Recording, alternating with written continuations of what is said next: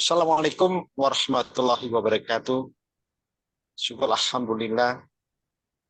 Alhamdulillah rabbil alamin. Wassalatu wassalamu ala sayyidina Muhammadin wa ala alihi washabihi ajmain. Bismillahirrahmanirrahim. Rabbil wasfiri amri wal ufdatan min lisani. Ya, pertama kita puji syukur kepada Allah Subhanahu wa taala yang memberikan sifat iman Islam, nikmat sehat wasiat, nikmat silaturahmi dengan tokoh kita, tokoh asuransi Bapak Irfan Raharjo. Apa kabar Pak Irfan? Sehat Pak Irfan? Baik, alhamdulillah. Selamat malam, sehat semuanya. Alhamdulillah. Ya, di sini masih bulan Syawal, bulan bulan Idul Fitri. Masih kita ucapkan inna ayu wa faizin, Muhammad lahir batin pada Pak Irfan, ada teman-teman semua, sahabat cerdas, podcast cerdas, berasuransi.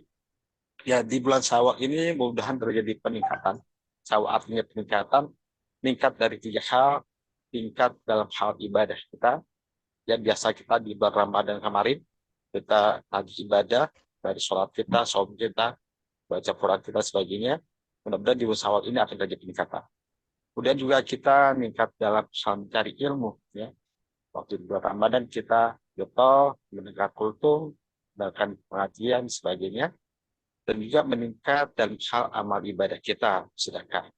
Waktu bulan Ramadan kita melakukan sedekah berupa infak, zakat, dan sebagainya. Mudah-mudahan di bulan Syawal ini akan meningkat. Kan? Oke, baik, kita di hari ini, malam ini kita akan adakan podcast satu format literasi asuransi yang beda. Biasa kita mengadakan tiap bulan ada kajian online isai, ya. Kali ini kita menggunakan format dengan podcast. Mudah-mudahan menjadi hal menambah variasi kita. Pak Irfan, ketika saya awal masuk di dunia asuransi, Pak Irfan, ketika itu saya di AJB Bumi Putra 1912, kira-kira tahun 2013-2012 lah kalau nggak salah itu. Saya sulit Pak mencari buku-buku asuransi, Pak. Di toko buku, di Google juga ya agak sulit mencari buku-buku asuransi. Terutama pada situ buku asuransi syariah ya. Belum saya temuin tuh Pak. Ya, waktu itu ada penulis pertama saya ketemu dengan Pak Syakir Sula. Ya, buku tebal. Oh ya, buku syariah ya. Buku syariah. Buku-bukunya bagus-bagus tuh Pak. Buku-bukunya bagus-bagus tuh Pak Syakir Sula tuh. Ya, bukunya belajar dari beliau. Ya, di dunia perbankan waktu itu ada Pak Adiwaman Karim, ya. Dan untuk asuransi konvensional waktu itu saya belum banyak ketemu, bahkan belum ketemu gitu di tahun 2012-an itu. Ya, itu mitra. Nah, sekarang alhamdulillah saya dengar Bapak sebagai salah satu pendiri dari Kupasi, yaitu kumpulan penulis asuransi Indonesia. Komunitas penulis asuransi Indonesia. Oke. Bapak bisa cerita sedikit Pak, ya kenapa Bapak kok waktu itu mencetuskan ada ide untuk mendirikan Kupasi, Pak? Oh begitu. Pak. Iya Pak. Ya baik. Terima kasih Pak Amrin dan semua peserta podcast Cerdas Berasuransi pada malam hari ini. Pertama-tama dalam waktu yang sangat baik ini, saya ucapkan selamat Hari Raya Idul Fitri. Mohon maaf lahir batin, minal aidin wal faizin. Semoga kita mendapatkan limpahan rahmat, berkah dan makfirah dari Allah SWT setelah kita menjalani puasa Ramadan 1 bulan penuh, dan sekarang kita lanjutkan dengan Syawalan begitu. Jadi kesempatan yang baik ini dalam bulan Syawal ini saya ucapkan mohon maaf lahir batin, dan sekaligus juga kita berusaha untuk meningkatkan apa yang kita sudah capai di bulan Ramadan itu dengan amalan-amalan yang lebih baik lagi, sehingga arti dari Syawalan itu meningkatkan diri itu bisa kita raih. Setelah sebelumnya kita mencapai rahmat dan berkahnya selama bulan Ramadan dan didahului dengan training katanya selama bulan Sa'ban begitu ya, bulan yang mempersiapkan diri untuk memasuki bulan Ramadan. Terkait dengan Kupasi yang sampai sekarang masih berdiri dengan usianya 10 tahun, Itu pertama saya cetuskan ketika saya masih berada di asuransi Bumi Putra sebagai komisaris independen ketika itu. Yang menginspirasi saya sebetulnya ketika saya sedang di Bumi Putra itu saya menyaksikan foto dari tiga pendiri Bumi Putra itu, di Josewoyo, MK Subroto, dan Adi Wijoyo begitu ya, tiga serangkai guru pendiri Bumi Putra itu yang fotonya selalu kita lihat di setiap kita memasuki kantor Bumi Putra atau membaca buku-buku sejarah Bumi Putra, kita selalu mendapati tiga serangkai pendiri Bumi Putra itu. Orang guru, Pak ya? Ya, tiga orang guru dari Persatuan Guru Hindia Belanda (PGHB) ketika itu, dan saya melihat dengan tatapan yang lama saya berpikir betapa tiga orang guru itu sangat sederhana, yang satu tanpa sandal gitu, yang satu pakai selop, yang satu pakai sandal jepit, satu pakai selop Jawa itu yang tertutup depannya, satu pakai sandal jepit, satu tanpa alas kaki bahkan. Apa pakaiannya pakaian ciri khas Jawa, Ya, Pak ya? pakaian Jawa itu ya, pakaian blangkon begitu. Yang saya tatap itu cara mereka berpakaian itu sangat santun, dan mungkin saat itu semua orang berpakaian Jawa seperti itu, tapi dengan alas kaki yang sangat sederhana. Dan berjualan asuransi, mensosialisasikan, menawarkan asuransi kepada masyarakat di sekelilingnya, yang artinya mereka tidak semata-mata berjualan asuransi, tapi ingin mesejahterakan masyarakat di sekitarnya, terutama kaum guru. Nah, ini yang sungguh menarik bagi saya. Jadi sebetulnya asuransi itu tidak semata-mata untuk menarik keuntungan atau menjual janji dan sebagainya, tapi mereka ingin mensejahterakan masyarakat kita yang masih terbelakang saat itu, umumnya kaum guru yang miskin, pendapatan tetap, dan dalam kenyataannya memang dalam perjalanannya Bumi Putra dari awal-awal berdiri mereka memang sudah merugi, dan itu disubsidi oleh pemerintah Hindia Belanda. Jadi sejak awal memang Bumi Putra itu tidak untuk mencari keuntungan, tapi memang sebagai alat perjuangan untuk mensejahterakan nasib para guru ketika itu. Jadi sebetulnya alat perjuangan, bukan alat untuk mendapatkan keuntungan atau bukan profit making sebetulnya. Jadi mereka itu memang untuk harusnya mensejahterakan masyarakat Indonesia, terutama kaum guru Pak ya. Nah, dari renungan saya menyaksikan foto pendiri Bumi Putra itu, saya kemudian tercetus untuk mendirikan Kopassi dengan 12 orang para praktisi asuransi yang ketika itu menekuni menulis asuransi. Di antaranya di sini hadir Pak Arman Jufri, salah satu pendiri Kopassi, yang juga banyak.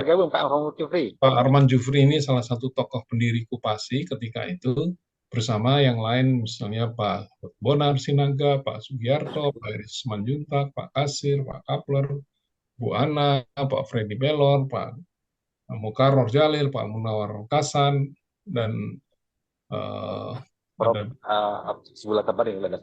Jufri, saya sendiri. Jadi ada 12 orang yang saya ajak untuk bergabung mendirikan komunitas penulis asuransi Indonesia itu, dengan mengingat refleksi saya dan inspirasi yang saya dapat dari tiga pendiri Bumi Putra itu. Betapa hanya dengan pakaian yang sederhana, dengan sandal jepit begitu, mereka bisa mendirikan asuransi yang bisa bertahan 100 tahun lebih, semata-mata sebagai alat perjuangan, bukan untuk mencari keuntungan semata begitu. Maka dengan 12 orang inilah saya himpun untuk mendirikan komunitas asuransi itu, dan syukur alhamdulillah sampai sekarang masih bertahan, dan semakin banyak juga anak-anak muda yang bergabung dengan Kopassi ini. Dan saya sangat tertarik selalu dengan pikiran-pikiran Pak Arman Jufri yang out of the box, yang jauh lebih melampaui pikiran-pikiran kita punya pada saat ini begitu. Jadi beliau ini meskipun bekerja di perusahaan asing, 30 tahun lebih, tapi sangat tidak nyaman dengan dominasi asing di negeri kita sendiri ini. Itulah yang menjadi semangat juang dari para pendiri Koperasi ini agar kita itu menjadi tuan di rumah sendiri. Seperti halnya Bumi Putra tadi. Gitu. Dan mungkin Pak Yusuf bisa dimintakan juga pengalamannya. Bagaimana beliau selama puluhan tahun menekuni asuransi ini, ternyata asuransi sampai sekarang juga belum diminati oleh masyarakat, bahkan para pelakunya sendiri seringkali juga melakukan tindakan yang justru membuat masyarakat antipati pada asuransi. Jadi perjuangan kita masih sangat jauh ya, meskipun Koperasi ini sudah berulang kali selalu menyuarakan, memberikan literasi kepada masyarakat, namun selalu ada saja perusahaan-perusahaan atau individu-individu yang tidak sesuai dengan visi misi kita ketika kita pertama kali menekuni asuransi ini. Gitu, Mas. Ya, kalau kita lihat Pak, pendiri Bumi Putra itu asuransi pertama dan nasional. Ya, dan waktu itu saya bangga sebagai asuransi terbesar di Indonesia, asuransi tertua di Indonesia, sehingga tertarik saya untuk bergabung di Bumi Putra. Dan saya waktu itu baca dari sejarah, belum ada buku tentang asuransi, tapi sejarah tentang para pendiri Bumi Putra itu ada, saya baca, saya pelajari itu Pak. Dan dengan latar belakang 3 orang guru tersebut, maka teman-teman Koperasi pun ini sebagai bagaimana meneruskan perjuangan mereka dalam bentuk bisa agar dipelajari agar bisa untuk diingat oleh kira-kira dalam bentuk tulisan gitu Pak ya. Maka berkumpul untuk bagaimana mengumpulkan para teman-teman untuk coba menulis tentang asuransi. Itu Pak. Ya, jadi Koperasi merupakan kumpulan para penulis buku asuransi Pak ya. Kemudian kira-kira buku apa Pak yang pertama Bapak tulis atau sudah berapa banyak buku yang Bapak Irfan tulis Pak? Sampai saat ini ada sekitar 8 buku yang saya tulis ya. Itu sebetulnya bukan jumlah yang banyak ya. Ada rekan pendiri Koperasi, Freddy Pelor itu bukunya jauh lebih banyak, ada sekitar 17-18 buku. Dan bukunya juga sangat kontroversial ya. Di antaranya tentang jangan beli unit link. Itu pernah sangat heboh buku itu. Jangan beli unit link. Tapi ada kata-kata kecil di bawahnya lagi, bila tidak memahami benar gitu ya. Itu kan teknik menjual seperti itu, membuat judul yang bombastis, yang provokatif sehingga diminati atau orang jadi penasaran. Tapi akibat dari menulis buku itu bahkan Pak Freddy Pelor itu pernah disidang oleh Dewan Etik. Bahkan pernah diancam untuk dicabut gelar financial planner-nya itu. Pernah disidang karena gara-gara buku itu.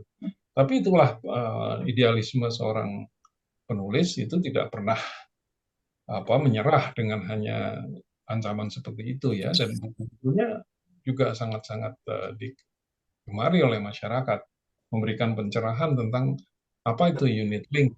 Unit link itu sebetulnya kan seperti Ponzi scheme ya. Ponzi scheme di mana orang menabung tapi perusahaan asuransi itu baru bisa membayar kalau dia menerima penabung baru begitu. Jadi seperti gali lubang tutup lubang karena dia menginvestasikannya di pasar modal dan kita tidak pernah tahu hasil dari investasi asuransi itu di pasar modal seperti apa. Dan itu berfluktuasi naik turun sehingga kita sering dapati orang berasuransi dengan unit link itu akhirnya uangnya hilang begitu saja. Karena anggapannya dia dari awal asuransi mengatakan itu tabungan atau menabung, tapi kenyataannya itu diinvestasikan dan itu berfluktuasi. Serta selama masa penutupan itu, premi yang kita bayar itu dipakai untuk membayar asuransi kesehatannya.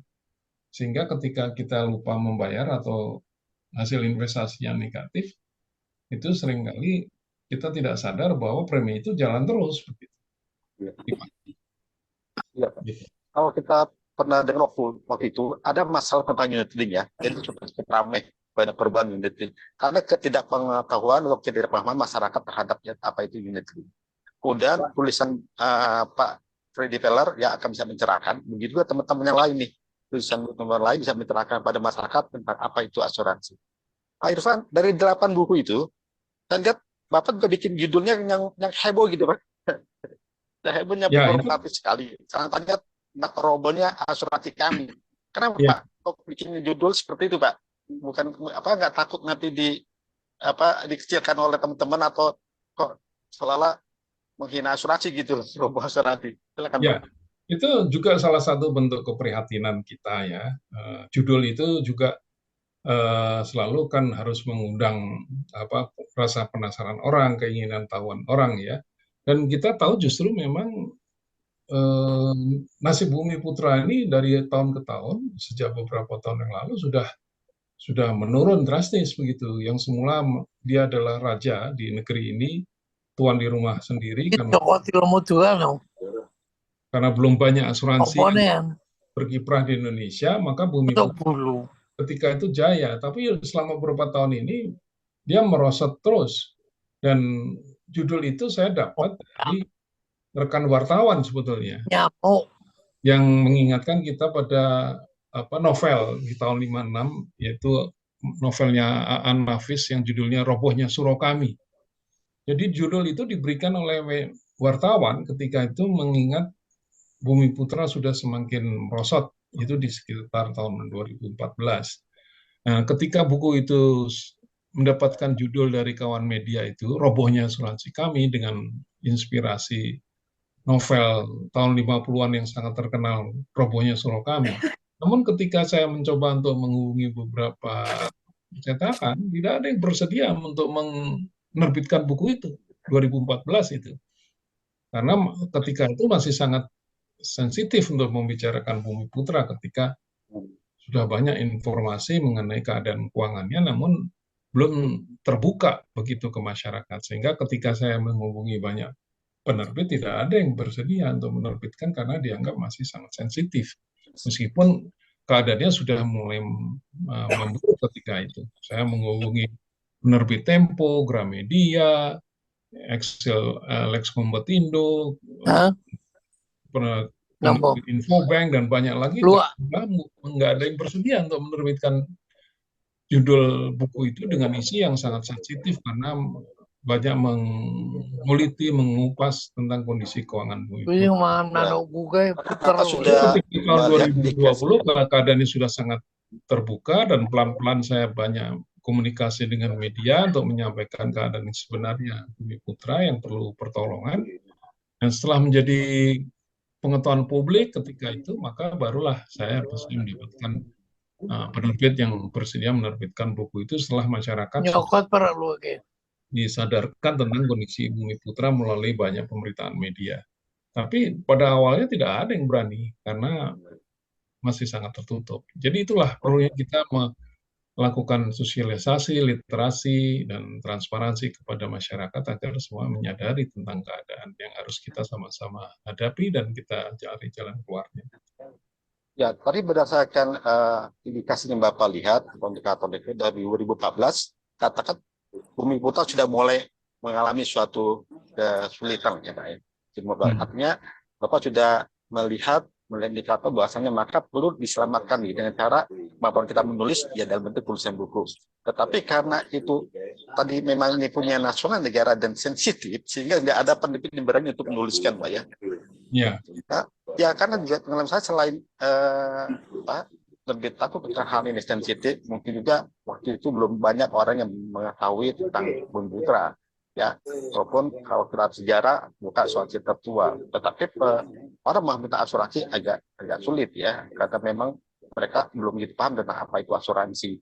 Oke. Kemudian kalau kita lihat, kalau saya perhatikan Bapak hampir bikin 4 buku, jadi gitu kan ya, rangkaian robohnya asuransi kami. Nah, antara satu jilid ke jilid itu apa Pak bedanya Pak? Atau ada mungkin benang merahnya apa ya? Ya, semua itu dengan judul Robohnya Asuransi Kami karena dengan mengingat keprihatinan kita semua tentang kondisi Bumi Putra yang sampai 2014-2019 orang itu masih menduga Bumi Putra itu BUMN.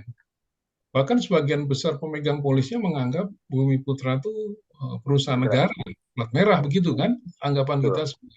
Padahal sebetulnya dia itu bukan BUMN, bukan TBK, bukan perusahaan terbatas, bukan juga koperasi gitu loh. Jadi Bumi Putra itu yang bukan PT, bukan BUMN, bukan koperasi, tapi sebetulnya pemiliknya adalah pemegang polis. Tapi itu sampai 2016, 18 itu orang belum menyadari itu. Sebagian besar pemegang polis belum tahu bahwa mereka adalah pemilik sekaligus pemegang polis.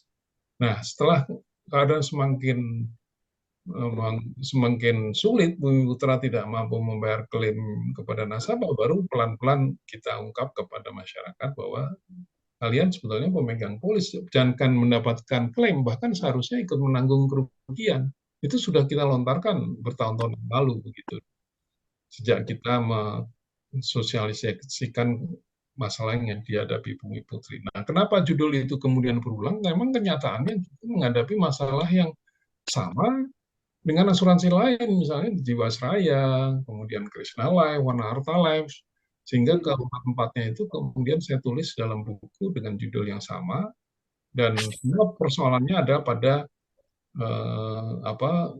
lemahnya tata kelola, ketidaktransparanan manajemen, dan ketidakseimbangan antara aset dengan liability dari perusahaan asuransi. Di satu sisi, asuransi itu umumnya sangat mengejar premi, namun melupakan kewajibannya, melupakan membentuk cadangan teknis, cadangan klaim, sehingga mereka lebih banyak berspekulasi di pasar modal yang akhirnya ketika terjadi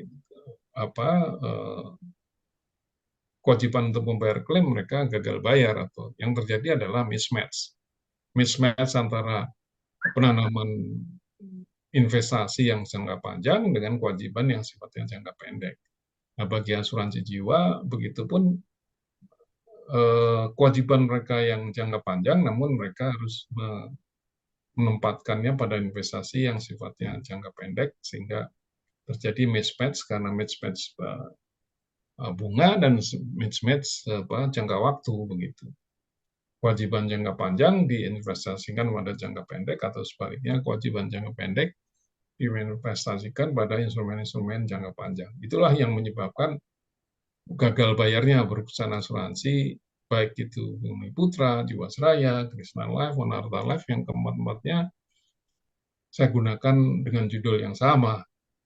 Dan ini, sampai sekarang keempat-empatnya juga belum ada jalan keluar.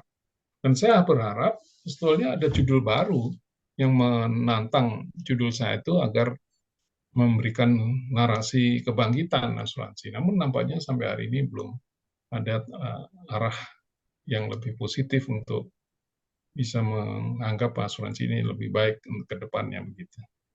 Ya, Baik. Itu bagus. Saya juga sangka waktu itu ketika saya masuk Bumi Putra, saya sangka Bumi Putra itu perusahaan negara, Pak.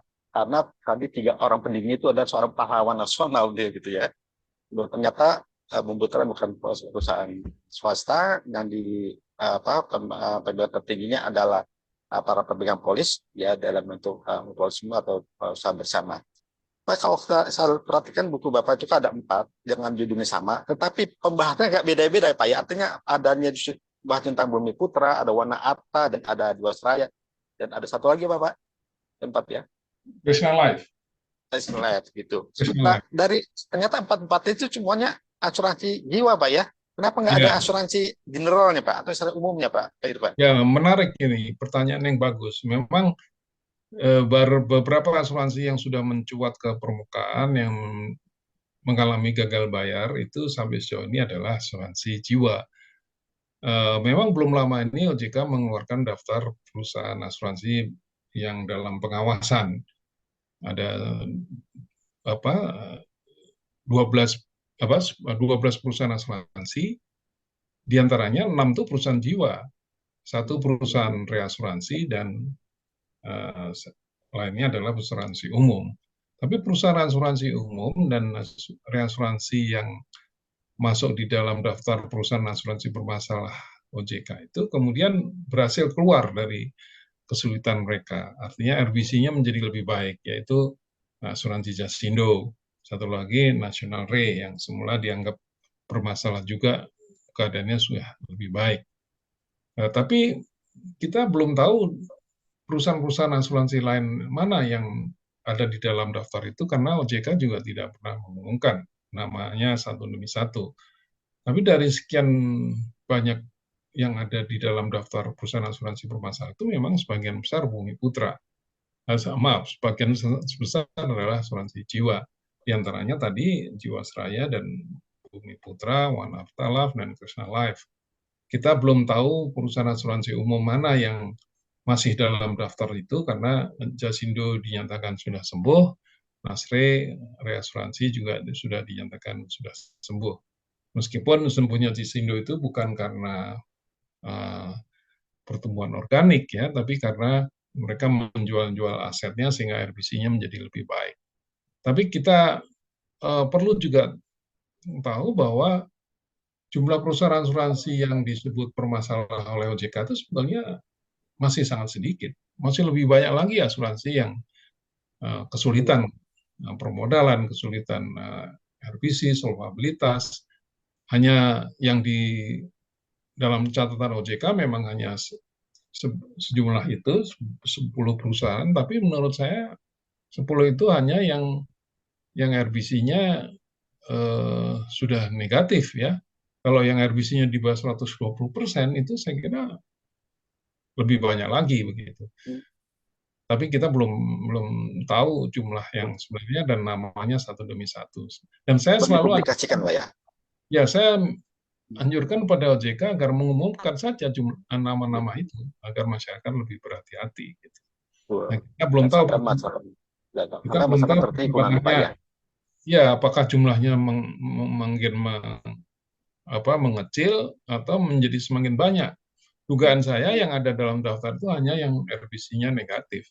Tapi yang RBC-nya positif hanya yang di bawah 120%, itu mungkin akan masih lebih banyak lagi. Begitu.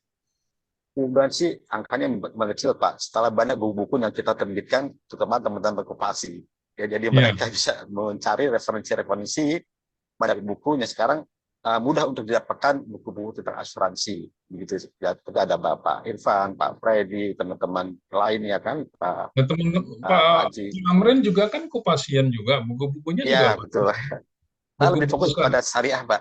Asuransi syariah, alhamdulillah sudah 8 buku yang saya harusnya lebih banyak lagi Pak Amrin menulis buku syariah, karena ternyata Pak Irfan, dari 4 buku itu, Bapak menuliskan berdasarkan penelitian dan data-data yang valid, Pak ya, yang ada artinya ketika tadi di awal Bumi Putra, memang indikatornya atau datanya sudah Bapak miliki gitu ya, dan memang ternyata terjadi. Artinya buku itu memang benar-benar datanya valid, ilmiah, dan memang mereka fakta gitu ya.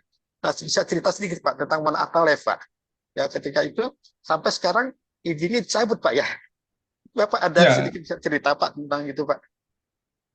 Ya, One Arta Life ini sebetulnya awalnya perusahaan yang baik ya, yang sehat begitu, dan beberapa kali juga menerima penghargaan sebagai asuransi yang baik atau sangat baik menurut versi rating asuransi beberapa media begitu. Namun mereka kemudian menghadapi masalah ketika pertama kali munculnya kasus asuransi Jiwasraya, di mana One Arta diduga juga terlibat dalam kasus asuransi Jiwasraya karena mereka bermain di beberapa saham yang dikuasai oleh Beni Cokro dan Heru Hidayat, kedua pemain saham yang menguasai saham-saham Jiwasraya, di mana One Arta Life diduga juga ikut terlibat dalam permainan saham-saham gorengan Beni Cokro dan Heru Hidayat di kasus Jiwasraya itu. Sehingga kemudian karena diduga terlibat dalam permainan sahamnya ini Beni Cokro dan Heru Hidayat dalam kasus Jiwasraya oleh Kejaksaan Agung, kemudian rekening-rekening efek One Arta diblokir oleh Kejaksaan Agung. Dan itulah awal mula mereka mengalami kesulitan. Nah, di mana kemudian sejumlah nasabah mengajukan keberatan kepada Kejaksaan Agung karena mereka menganggap bahwa premi yang mereka bayar itu adalah sebagai orang yang beritikat baik. Mereka tidak terlibat dalam urusan Jiwasraya, tapi oleh Kejaksaan Agung rekening One Arta itu diblokir karena dianggap terlibat dalam Jiwasraya. Nah, namun keberatan nasabah One Arta itu bahkan sampai ke pengadilan, di mana saya juga sebagai saksi ahli, akhirnya ditolak keberatan itu sehingga tetap diblokir. Bahkan yang lebih runyam lagi, Kejaksaan Agung pun yang memblokir rekening itu ikut mengajukan perkara ke pengadilan agar itu tetap diblokir dan dikuasai oleh negara. Jadi baik nasabah maupun Warna Arta dan Kejaksaan Agung semua mengajukan perkara itu ke Kejaksaan Agung, di mana nasabah dan Warna Arta minta dibuka blokirnya karena tidak terkait dengan urusan Jiwasraya menurut dalil mereka, dan mereka bisa buktikan bahwa dana nasabah Warna Arta itu tidak ikut bermain di Jiwasraya, namun oleh Kejaksaan Agung tetap mereka dianggap ikut terlibat dalam permainan saham-saham dalam kasus Jiwasraya, sehingga akhirnya pada ujungnya setelah melalui tingkat pengadilan negeri, banding dan kasasi, akhirnya di tingkat kasasi Kejaksaan Agung lah yang menang, di mana rekening Warna Arta itu dinyatakan disita oleh negara. Itulah yang menyebabkan Warna Arta kemudian mendapatkan sanksi peringatan dari OJK agar mereka memperbaiki solvabilitasnya. Mereka juga mengalami ketidakcukupan investasi dan mereka mengalami juga kekurangan ekuitas. Jadi ketiga hal itu, RBC yang kurang dari yang dipersyaratkan, kemudian kecukupan investasi maupun ekuitasnya di bawah minimum, sehingga mereka mendapatkan sanksi peringatan 1, 2, 3, akhirnya mereka mendapatkan sanksi pembatasan kegiatan usaha sampai akhirnya mereka mendapatkan sanksi pencabutan kegiatan usaha. Dari semula pembatasan kegiatan usaha setelah mendapat peringatan 3 kali karena tidak mampu memenuhi persyaratan tadi, solvabilitas, kecukupan investasi, dan ekuitas, akhirnya setelah melalui 3 kali surat peringatan, akhirnya mereka dikenakan pembatasan kegiatan usaha dan pada akhirnya mereka mendapatkan pencabutan izin usaha. Dan pencabutan izin usaha ini kemudian mereka harus membentuk tim likuidasi, dan anehnya tim likuidasi itu dibentuk dengan persetujuan pemegang saham, yang pemegang sahamnya sendiri sekarang sudah kabur ke luar negeri. Jadi pemegang saham yang kabur itu bisa membuat tim likuidasi yang sekarang sedang dilakukan oleh tim likuidasi ini adalah bentukan pemegang saham yang melarikan diri ke luar negeri. Bahkan ketika bahkan ketika pemegang saham ini dinyatakan sebagai tersangka, mereka sempat mengajukan keberatan untuk dibebaskan dari status tersangka dengan mengajukan peradilan gitu ya, yaitu Ibu Evelina Peruska, suaminya dan beberapa anak-anaknya juga. Mereka dicekal oleh kepolisian namun mengajukan pra-peradilan. Bayangkan, sudah dicekal, mereka mengajukan pra-peradilan untuk dibebaskan dari status tersangka namun tetap dinyatakan tersangka dan bahkan kabur. Kabur pun oleh OJK diminta untuk membentuk tim likuidasi. Ini yang sangat disesalkan, betapa lemahnya pengawasan OJK ini. Ketika mereka masih di sini tidak pernah ditangkap begitu, tapi ketika sudah kabur baru dimintakan pengesahannya untuk likuidasi dan dicekal sampai sekarang. Tapi juga sampai sekarang mereka belum pernah dimintai pertanggung jawab, bahkan membentuk tim likuidasi. Ini yang aneh. Oleh karena itu sejumlah nasabah kemudian mengajukan PKPU karena mereka tidak percaya dengan tim likuidasi yang dibentuk oleh pemegang saham yang kabur tadi. Tapi lagi-lagi sejumlah nasabah yang mengajukan PKPU pun juga akhirnya ditolak oleh OJK karena sekarang PKPU pun juga harus seizin OJK menurut Undang-Undang Asuransi maupun Undang-Undang OJK, bahkan diperkuat dengan Undang-Undang P2SK bahwa bukan saja pemalitan, pengajuan PKPU pun harus izin OJK. Itu yang tertera di dalam Undang-Undang P2SK, tapi penolakan OJK tentang PKPU itu belum didasarkan Undang-Undang P2SK karena waktu itu belum lahir Undang-Undang P2SK, tapi berdasarkan Undang-Undang OJK, sehingga OJK menolak permohonan PKPU tadi. Jadi statusnya sekarang Wana Arta sudah dicabut izin usahanya dan sedang dilakukan likuidasi dan menghitung seluruh kewajiban dan utang-utang mereka serta hartanya. Namun sebagian harta itu sudah disita oleh negara sebanyak 3 triliun tadi, sehingga praktis tidak banyak lagi yang bisa diharapkan oleh nasabah untuk mendapatkan ganti rugi dari tim likuidasi ini, gitu. Demikian. Bagaimana Pak nasib nasabah Pak? Apakah kira-kira mereka bisa digantikan atau dialihkan gimana Pak?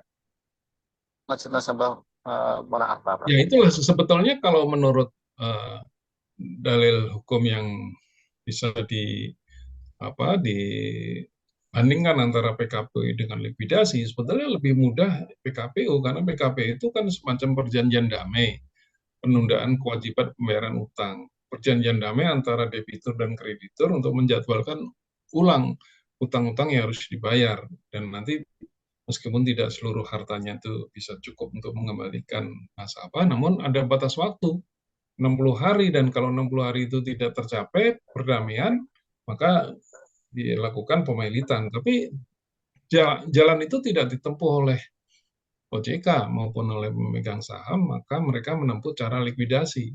Nah, cara likuidasi ini kalau menurut OJK-nya bisa memakan waktu bertahun-tahun, Oh, bisa sampai 3 tahun, dan itu belum tentu uangnya akan kembali. balik. Gitu. Dan menurut undang-undang yang baru, bahkan dalam hal likuidasi ini, hak pemegang polis bisa dikebelakangkan. Yang lebih diutamakan adalah hutang-hutang kepada pegawai, kepada pajak, kepada bank, dan sebagainya menurut Undang-Undang P2SK. Sedangkan hutang kepada pemegang polis itu baru belakangan.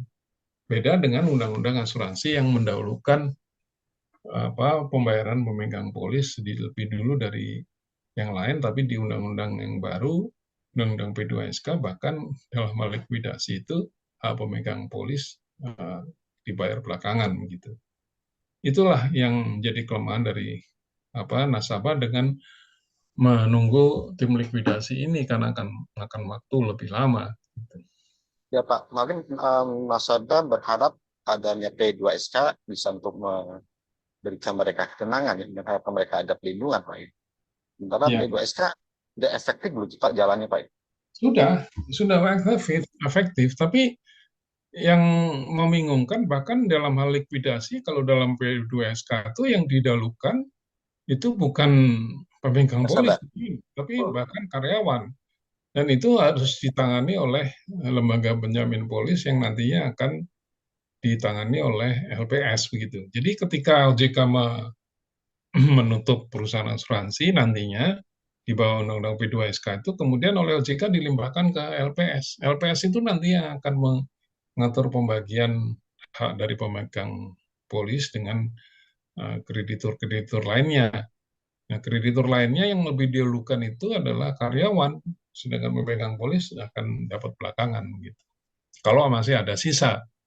Jadi yang Berarti ada sisa. Iya. Baik, Bapak. Hal ini Bapak bahas di bukunya mana ya Pak? Kan ada 4 tuh Pak. Nah, itu di Wana Arta itu.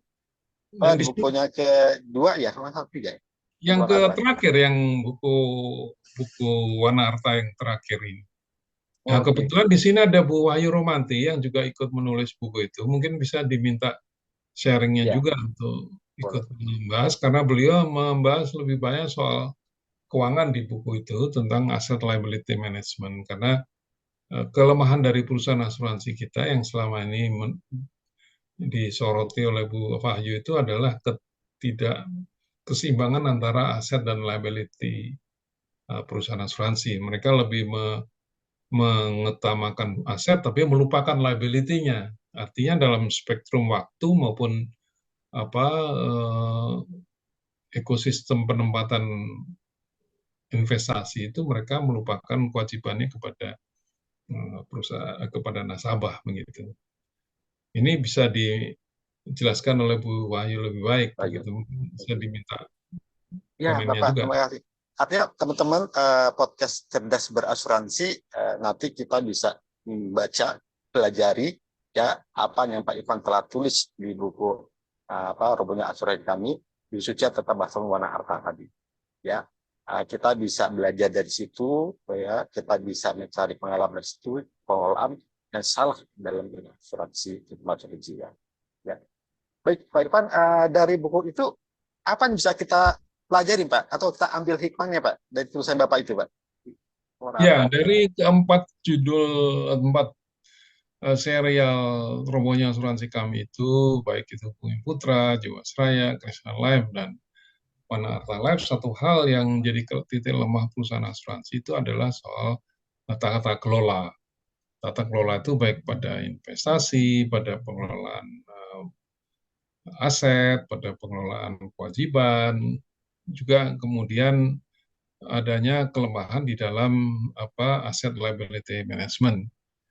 Kemudian kita lihat juga asuransi itu sejauh ini hanya top line oriented ya, hanya berorientasi pada perolehan premi sebanyak-banyaknya begitu.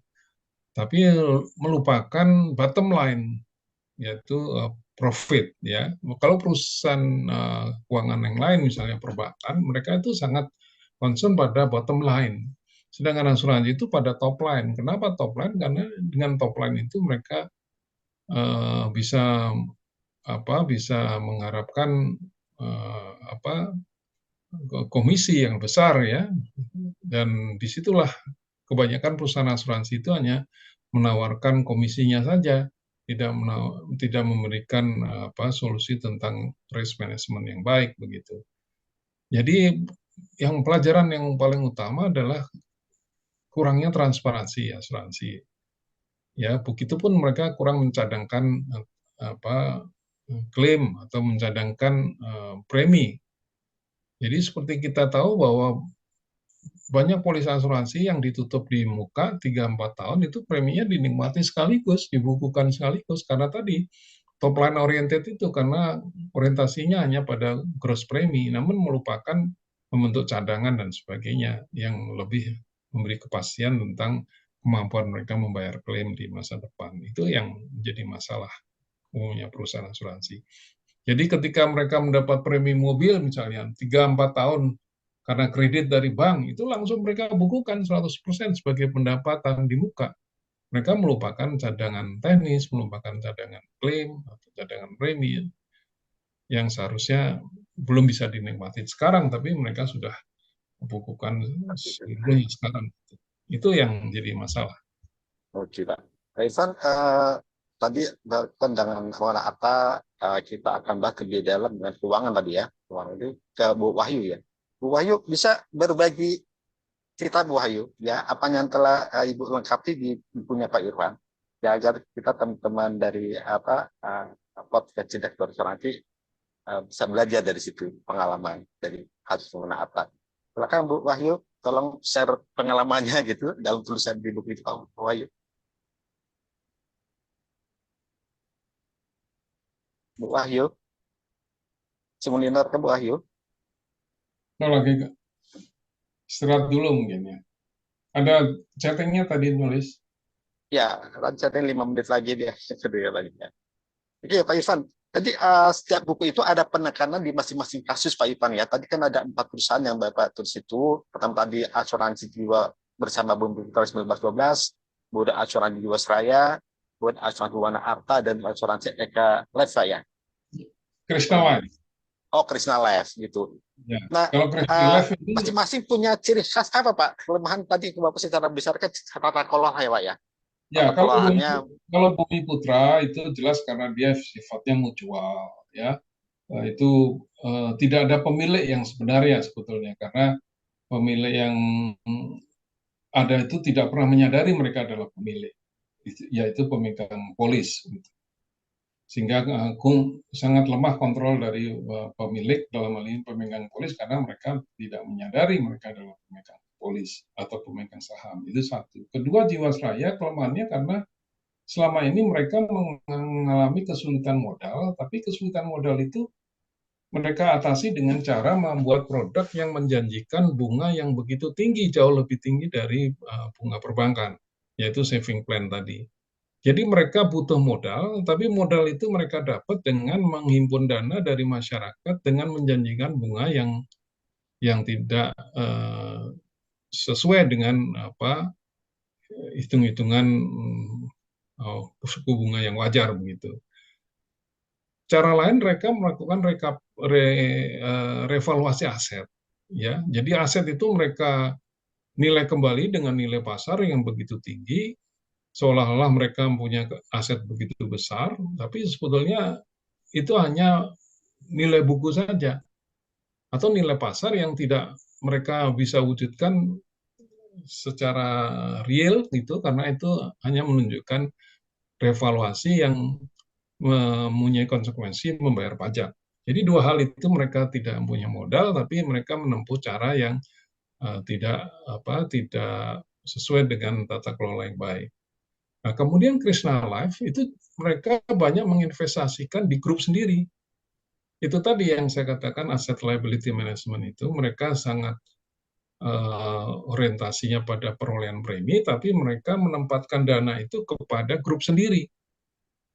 Grupnya itulah yang kemudian mereka tidak bisa mengembalikan dananya kepada pemegang polis. Nah, kemudian yang keempat, Manata Life tadi, mereka banyak bermain di saham-saham gorengan yang terlibat dalam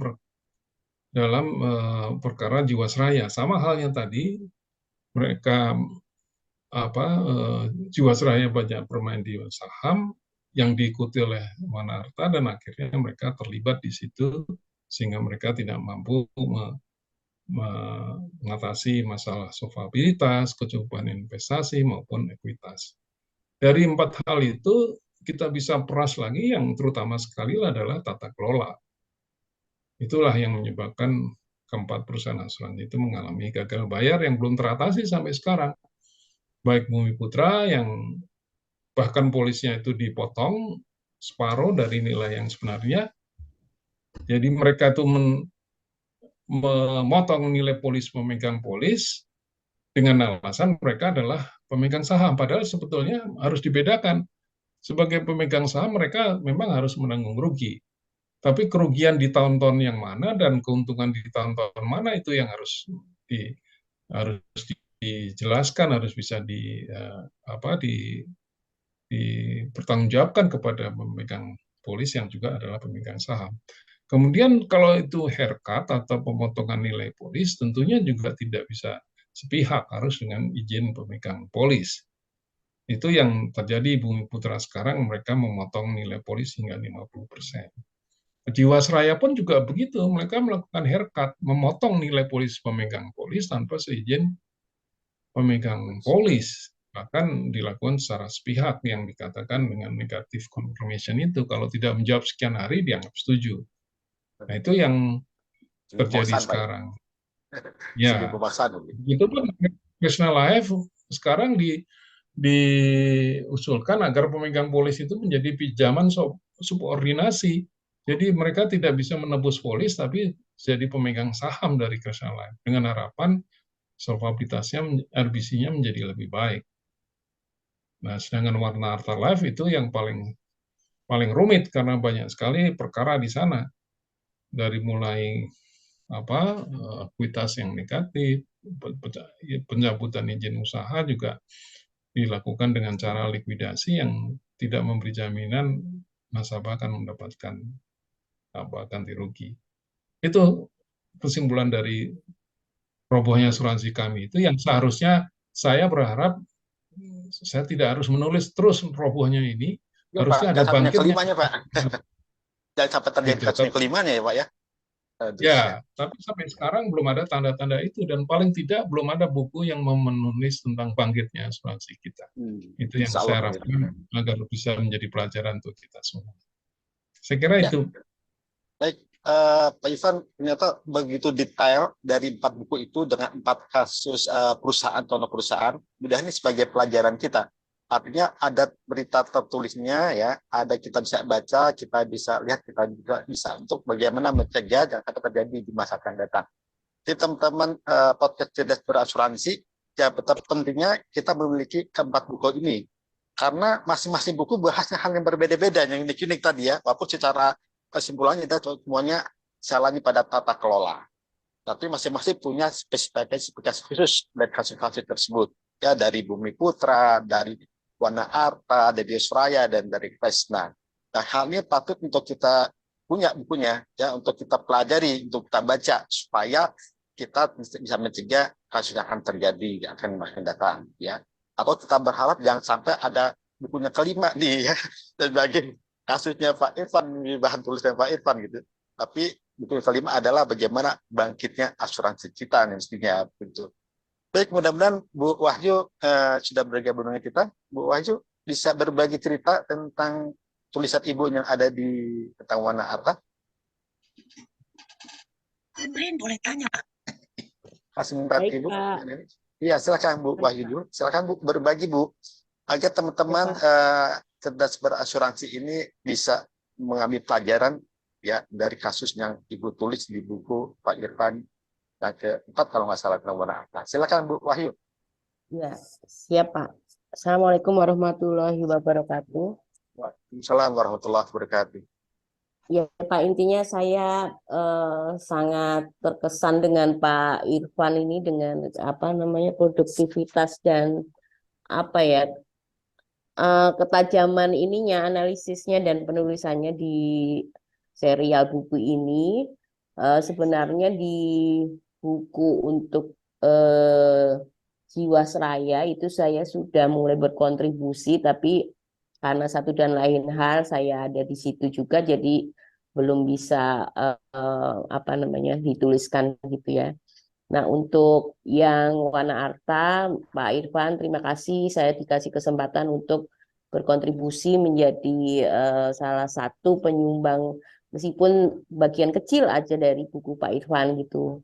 Tapi intinya memang saya sangat tertarik dengan dan mendalami tentang aset liability management di seluruh perusahaan asuransi gitu ya. Karena saya sendiri berangkat dari Bumi Putra, suatu perusahaan asuransi yang memang tidak mempunyai modal gitu ya.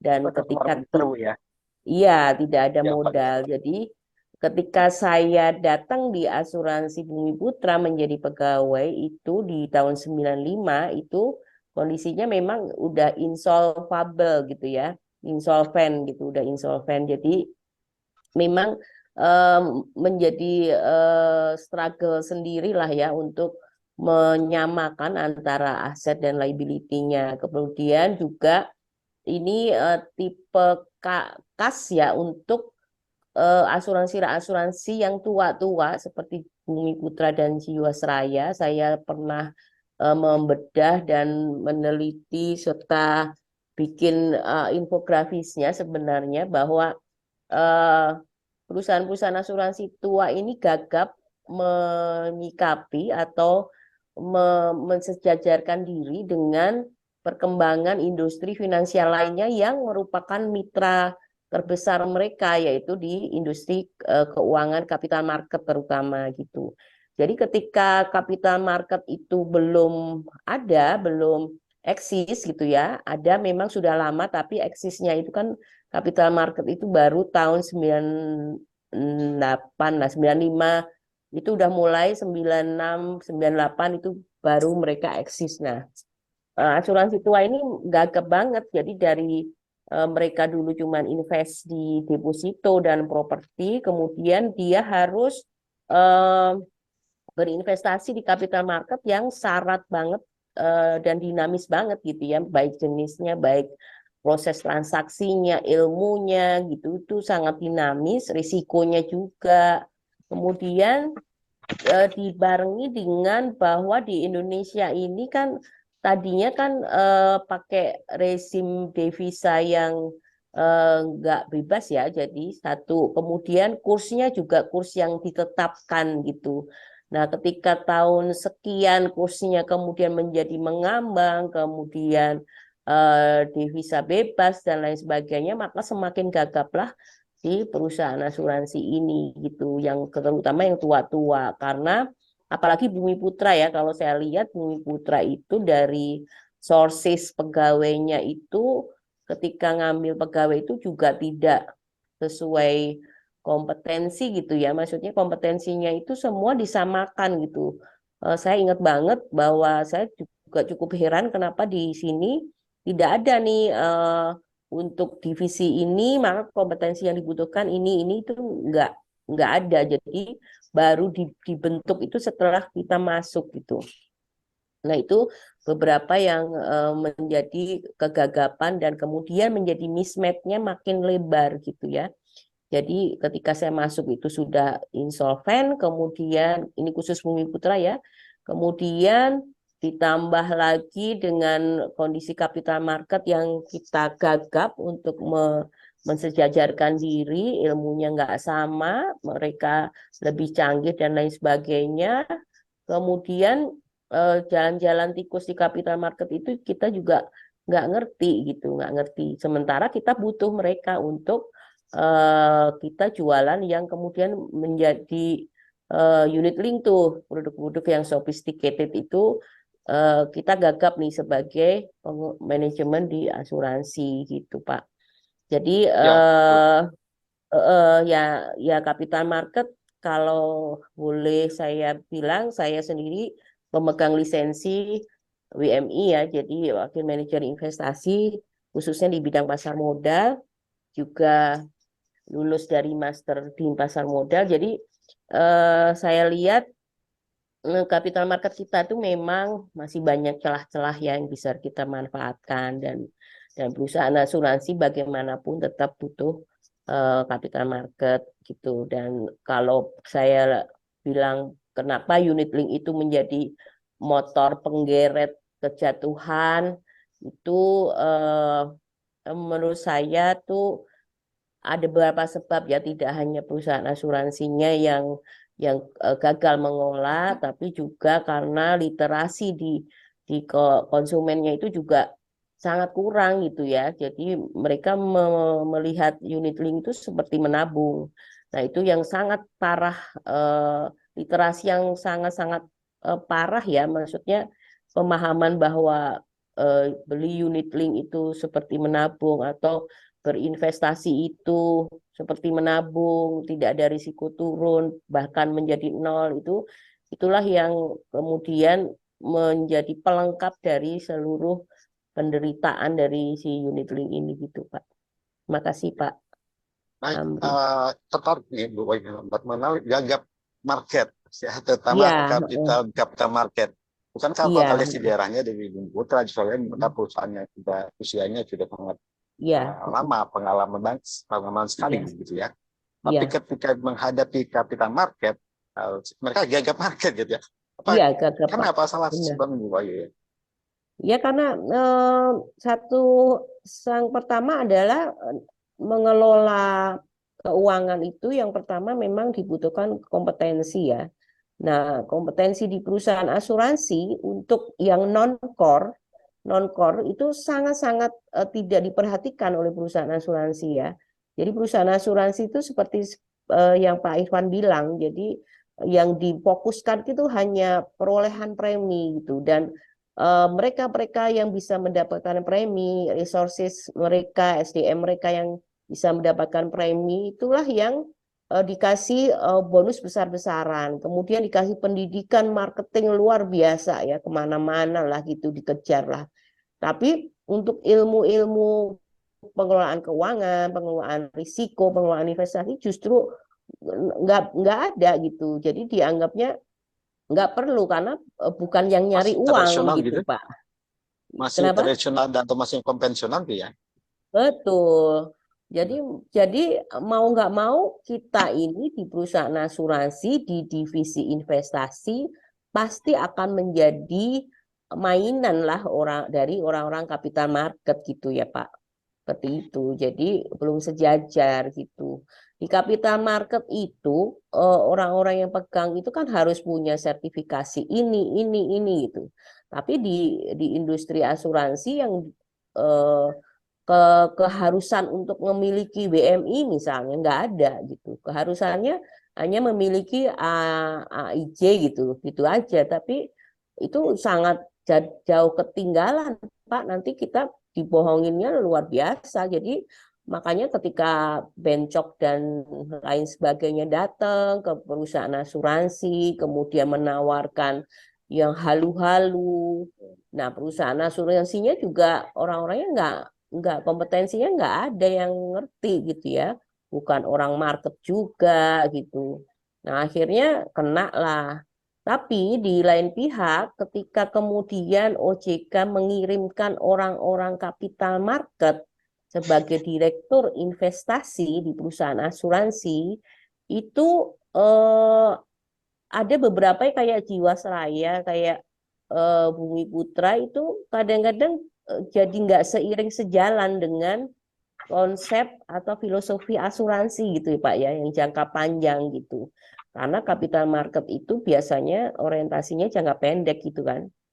Jadi kayak akhirnya main saham. Nah, main saham itu sangat tidak pas dengan perusahaan asuransi. Nggak, asset liability mismatch-nya itu akan besar sekali gitu. Karena high risk lagi ya. Iya, trading itu kan jangka pendek. Perusahaan asuransi liability-nya jangka panjang gitu. Risikonya apalagi dari risiko jauh banget gitu, Pak.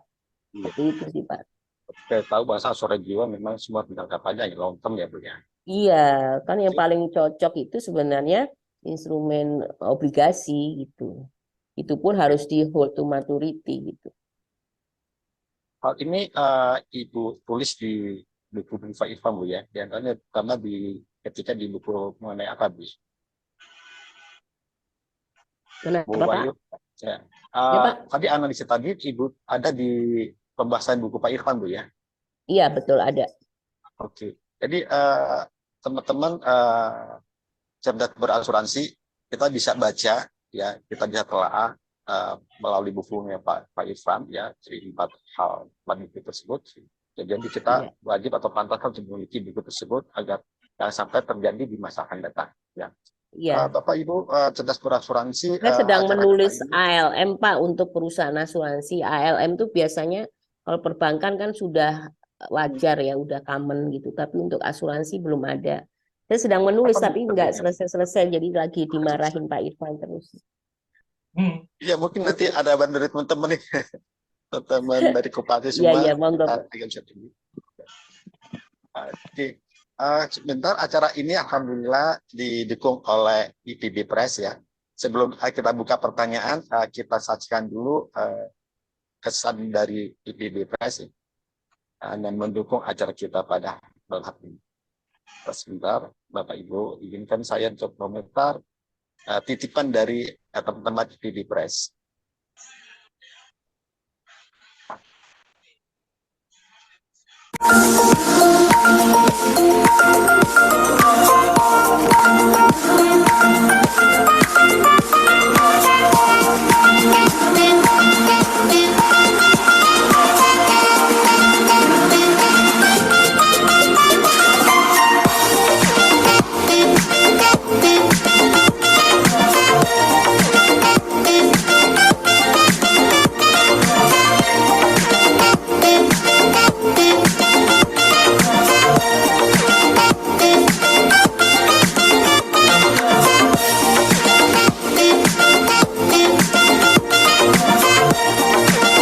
IPB Press proudly present IPB Press Solusi Literasimu.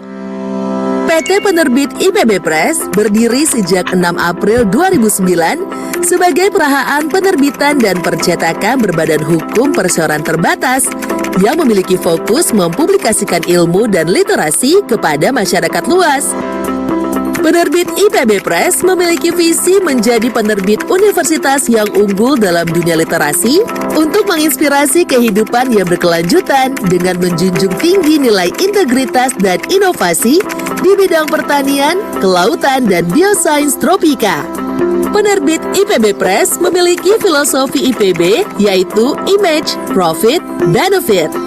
Untuk budaya perusahaannya adalah action, advance, competent, trusted, integrity, optimist, never give up. Sebagai penerbit yang telah bergabung dengan IKAPI atau Ikatan Penerbit Indonesia, serta APPTI, Asosiasi Penerbit Perguruan Tinggi Indonesia, penerbit IPB Press memiliki sumber daya manusia yang aktif, kreatif, dan unggul. Tenaga ahli penerbit IPB Press yang terdiri dari art director, editor, book layouter, book designer, dan ilustrator sudah tersertifikasi BNSP. Untuk mendukung proses bisnisnya, IPB Press mempunyai 3 divisi. 1. Divisi penerbitan yang terdiri dari account manager, redaksi, dan desain kreatif. 2. Divisi percetakan. Dan yang ketiga adalah divisi bookstore. Penerbit IPB Press terus berupaya menerbitkan buku serta mempublikasikan ilmu dan pengalaman seluruh penulis Indonesia. Beberapa tokoh yang telah menerbitkan buku di penerbit IPB Press. Dalam usaha memperkaya publikasi literasi, penerbit IPB Press mengembangkan kerjasama dengan beberapa mitra bisnis nasional. Dalam upaya ekspor literasi, penerbit IPB Press juga telah mengembangkan kerjasama dengan mitra bisnis internasional.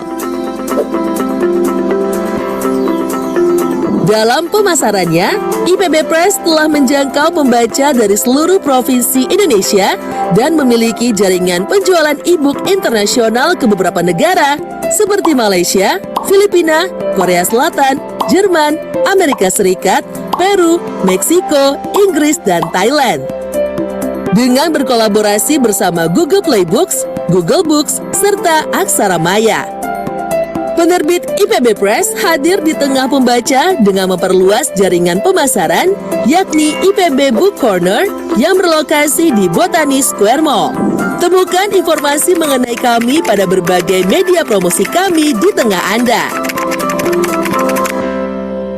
Bersama kami, penerbit IPB Press, lebih dari sekedar penerbit, solusi literasimu. Silakan Bu Anggraini. Ya, Ya. Assalamualaikum warahmatullahi wabarakatuh. Assalamualaikum warahmatullahi wabarakatuh. Pertanyaan untuk Ibu Wahyu.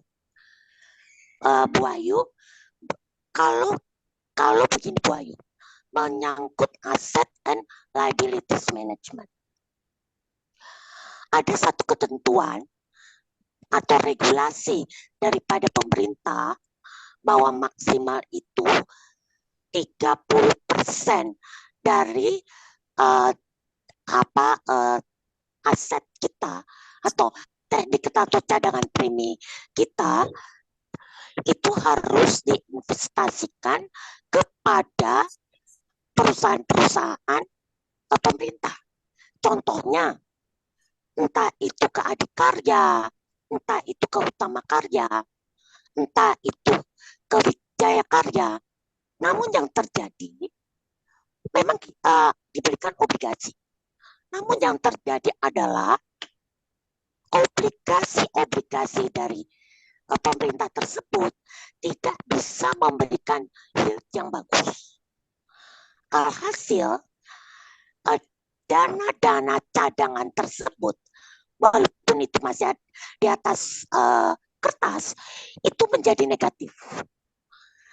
Alhasil net profit yang betul-betul cuti operation, dia akan menjadi negatif karena harus menanggung harga obligasi yang terus turun dan juga para pemerintah government bonds ini tidak bisa memberikan bunga seperti yang dijanjikan. Pertanyaan saya adalah, kalau saham itu adalah tidak, maksudnya di perusahaan asuransi kan kalau untuk saham itu terlalu short term. Solusinya apa, Bu? Agar cadangan-cadangan teknis tersebut bisa untuk membayar premi tetapi tidak rugi. Itu, Bu. Terima kasih, Bu. Mohon sarannya, Bu. Oke, kita lanjut aja Bu Wahyu ya. Iya, Biar pada enak interaktif ya. Baik, Silakan, Bu. Wahyu. Baik, Bu Anggreni, pertanyaannya bagus sekali. Jadi, kewajiban menempatkan dana 30% itu pada surat utang negara ya. betul. Jadi kalau BUMN, kalau obligasi BUMN itu namanya bukan surat utang negara. Tetap dia adalah obligasi korporasi. Oke. Jadi yang surat utang negara itu seperti SBSN, IFR, kemudian obligasi retail negara, seperti itu Bu ya. Jadi tapi SBSN-nya itu, SUN-nya itu sebenarnya 30% itu bisa dicatatkan dengan metodenya HTM atau Hold to Maturity. Mungkin Pak Amrin tahu ya, jadi dia akan tercover dari penurunan harga. Kemudian 70%-nya itu kan bebas tuh, bisa diinvestasikan kemana aja. Nah, ALM ini cukup detail dan unik sebenarnya, tidak hanya sekedar menyamakan durasi aja misalnya, atau menyamakan return aja misalnya gitu ya. Namun demikian, saya itu selalu bilang tolonglah kembali asuransi itu ke kitohnya gitu, bahwa asuransi itu sebagai proteksi gitu ya, bukan outlet investasi, bukan instrumen investasi. Nah, ketika unit link datang itu asuransi itu kayak sudah bergeser menjadi instrumen investasi gitu. Jadi menjadi instrumen yang apa ya, produk yang menjadi abu-abu gitu. Jadi kayak banci gitu loh antara proteksi dan investasi. Sementara kalau proteksi itu berjangka panjang, kemudian sifatnya ngelindungin, bukan untuk mencari return gitu. Nah, ketika perusahaan asuransi kemudian pengelola investasinya orientasinya menjadi meraih return investasi sebesar-besarnya, maka dimulailah itu sebenarnya kecelakaan besar asuransi gitu. Karena sudah keluar banget dari kitohnya gitu. Nah, sebenarnya produk unit link-nya itu nggak salah gitu. Kalau di luar negeri itu karena satu, masyarakatnya udah tahu bahwa unit link itu adalah produk asuransi yang dilingkan dengan investasi. Tapi kalau di Indonesia kan melihatnya sebagai produk investasi yang ada asuransinya gitu. Jadi sangat beda jauh pemahaman mereka dengan kita gitu. Nah, sebenarnya unit link-nya nggak salah. Karena apa? Karena unit link itu secara regulasi pun itu sebenarnya sudah sangat prudent ya. Artinya dari pengelolaan keuangan, dari pengelolaan investasi itu sudah disegregasi. Jadi ada keharusan menyimpan seluruh uang dan instrumen investasi itu di bank custody, terpisah dari portofolio investasi milik perusahaan asuransi seperti itu.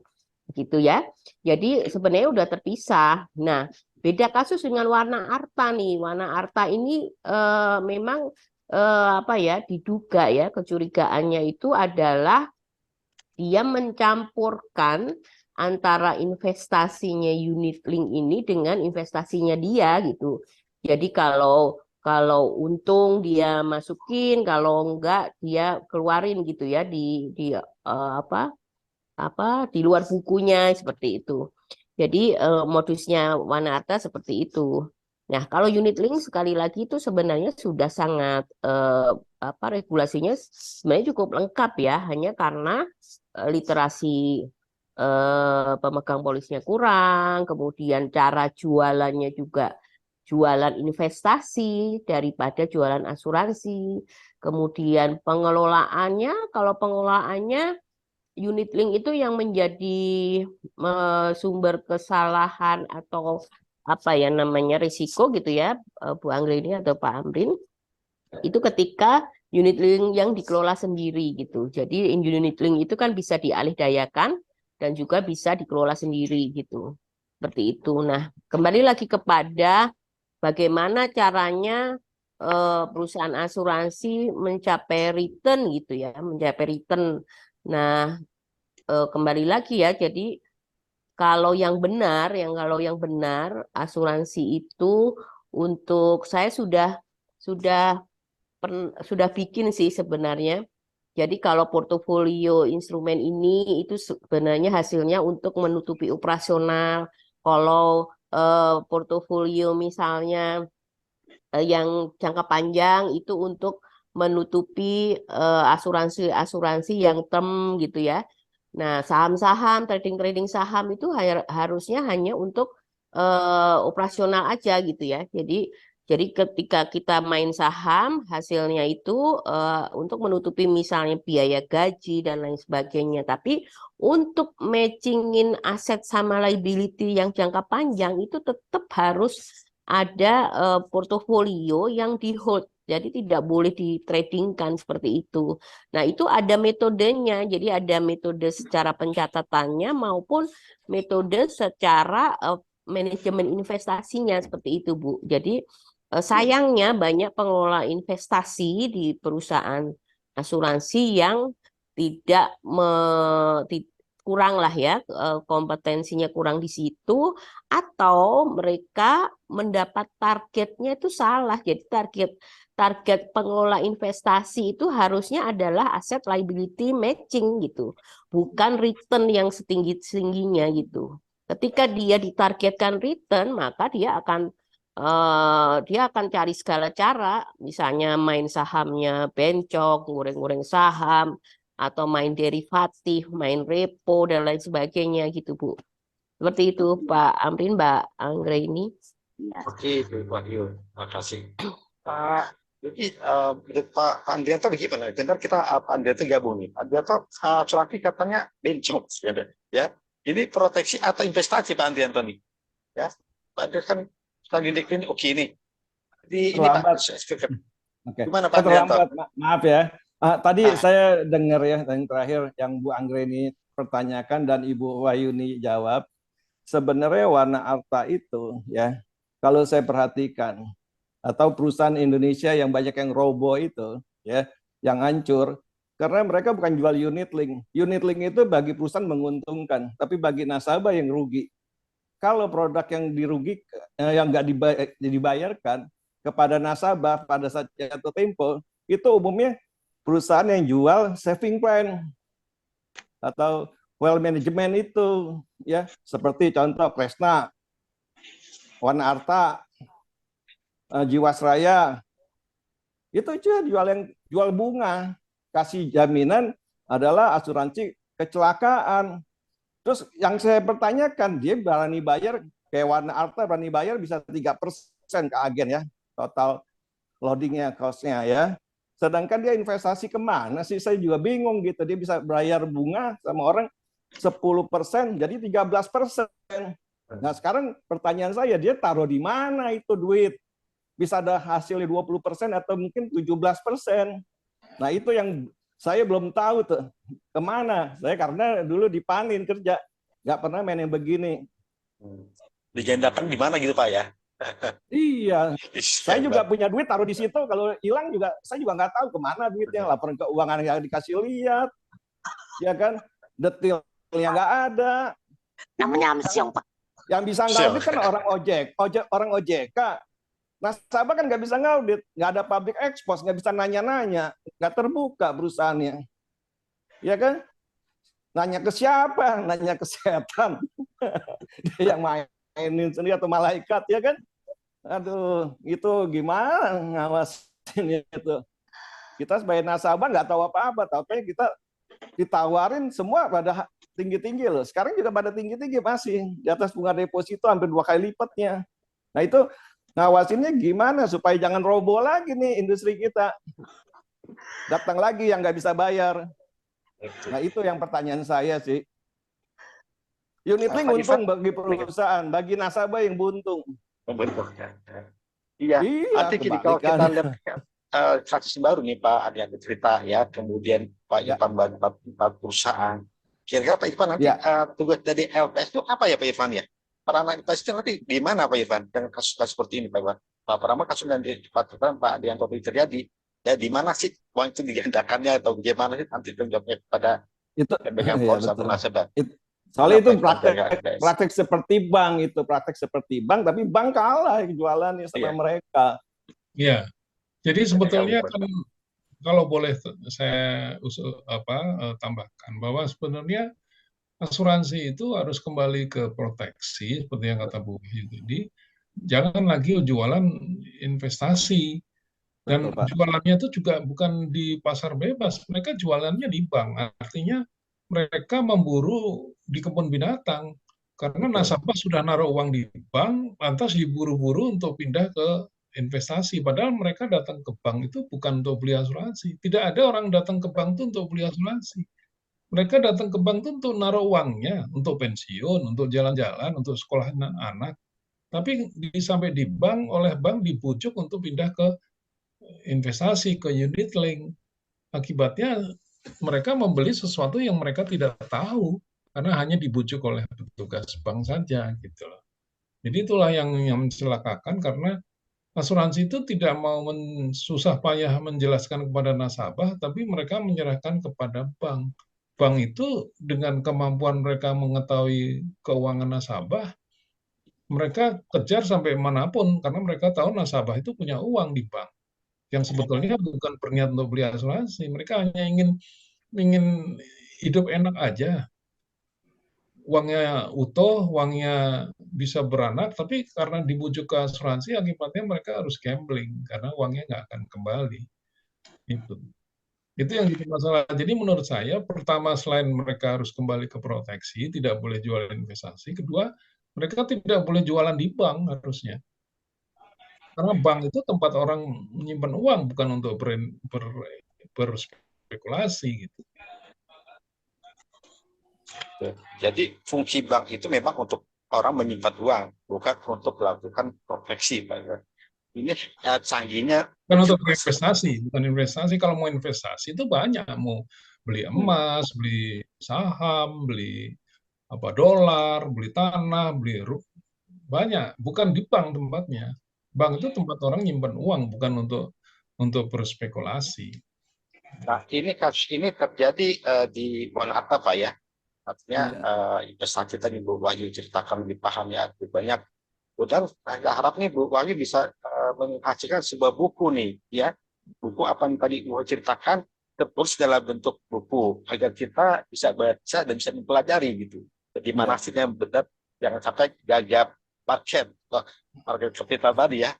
Dan Bu Wahyu kita berharap mudah-mudahan teman-teman koperasi bisa membantu ya agar tulisan Bu Wahyu bisa lebih kita pelajari bersama.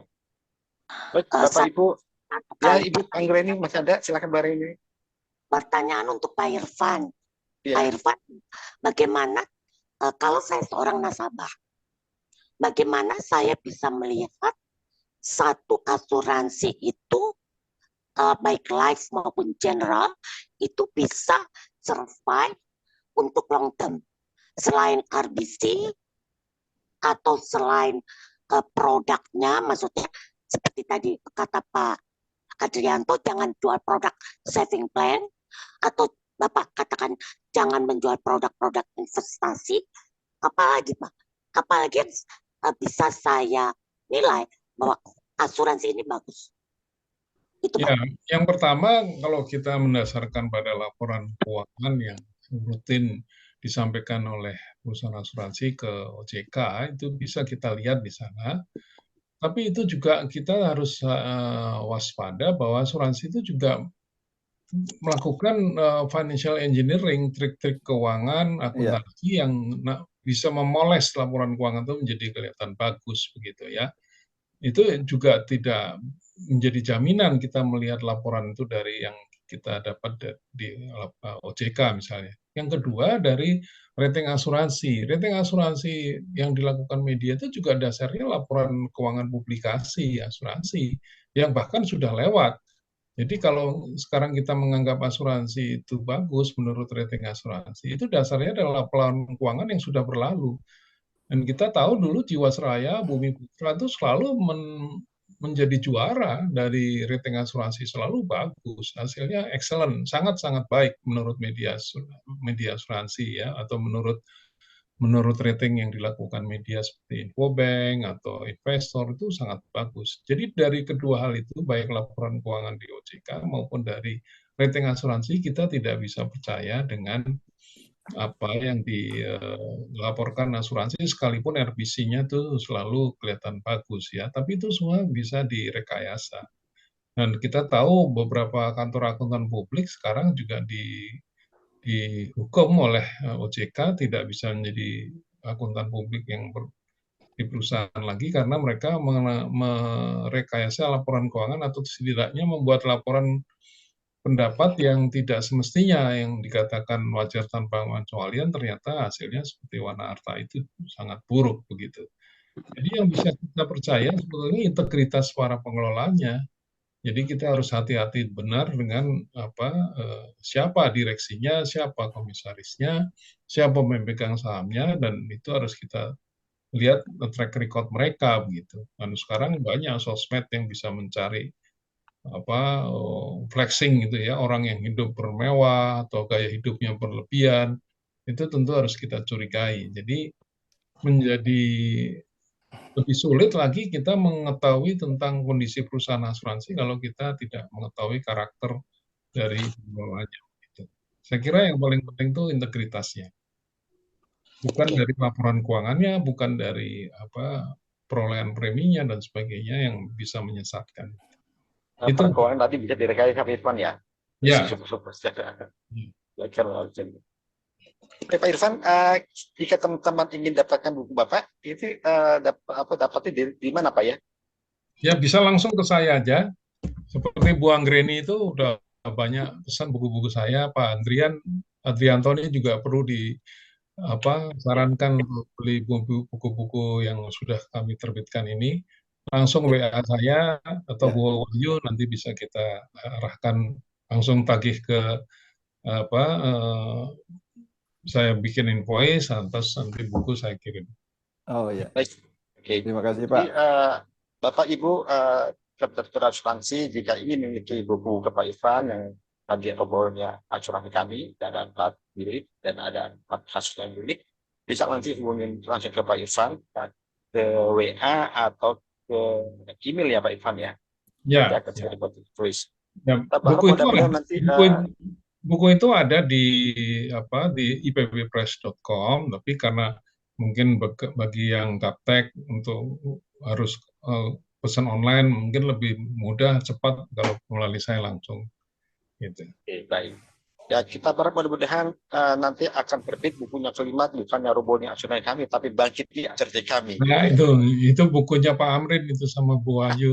Ya, salah ya. Kita harap juga Bu Wahyu nih ya, tentang tadi capital marketnya, capital market, jangan gagal market, kita juga masalah keuangan, sudah ada banyak syarat, bisa dibuktikan di dalam tulisan.